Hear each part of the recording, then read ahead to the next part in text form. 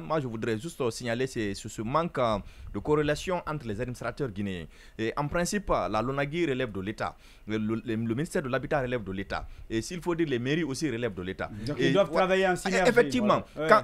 quand la LONAGUI doit installer les kiosques, parce qu'il faut rappeler que ce n'est pas les gérants des kiosques qui installent les kiosques. Voilà. C'est l'autorité en question qui installe les kiosques. C'est la société qui installe les kiosques. En principe, la société, pour éviter ces manquements-là, il faut consulter le ministère de l'Habitat, il faut consulter la mairie sur la possibilité. Mais il faut vraiment s'assurer que la LONAGUI a installé les gens. Oui, c'est ça que je parle. Vraiment, parce que là aussi, ils viennent pas s'installer comme ça.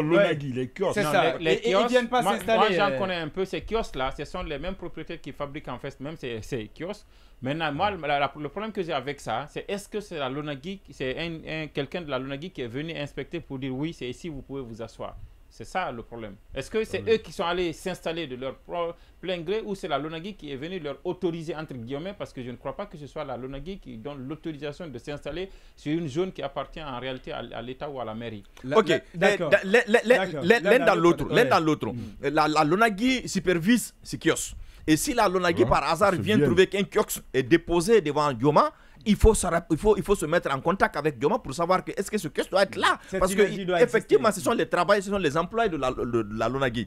Que ce soit la LONAGUI qui a installé ces kiosques ou que ce soit ces individus en question qui ont installé les kiosques, il faut travailler en corrélation avec les autorités en place. Non seulement le ministre de l'Habitat et de l'urbanisme, mais aussi la mairie qui aussi a un droit de regard sur ces zones d'espace. Et de l'autre côté que je voudrais ajouter, c'est ce manque de civisme aussi de certains. On va aller au-delà de Kaloum, de simple fait de déguerpir. Il y a ce manque d'humanisme de l'État qui a souvent cette tendance à déguerpir les gens avec violence sans état d'âme. Et le rôle de l'État aussi, c'est de préserver les personnes et leurs biens.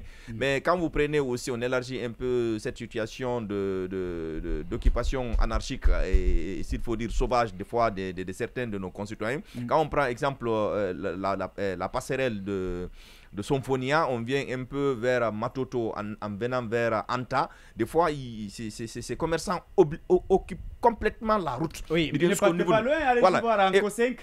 Là d'ailleurs c'est flagrant. Et vous ne pouvez pas. Et puis on crée des marchés. Sur la route, vous ne pouvez pas toucher quelqu'un. Quand vous touchez, ça devient un problème. Coloma, au niveau de Coloma, voilà, on récupère. Il y a des jours où les camions viennent obstruer la circulation, on débarque tout et puis ça devient un marché. Et là, je me pose la question. Car plaque, c'est pareil. En allant vers Sangoya, là, on n'en parle pas. C'est quand même extraordinaire. Là, maintenant, c'est là on se pose la question. Quel est le rôle des administrateurs des marchés? Quel est le rôle des mairies? Parce que les mairies sont là aussi pour ça. Et puis non seulement pour c'est ça le rôle. Toutes les fois qu'il y a eu accident là-bas, il y a plusieurs morts. Pour éviter tout ça, il faut jouer à l'anticipation. Mais nos autorités ne jouent pas à l'anticipation. Le plus souvent, ceux qui occupent les domaines, les espaces là, c'est au vu au-dessus de tout le monde.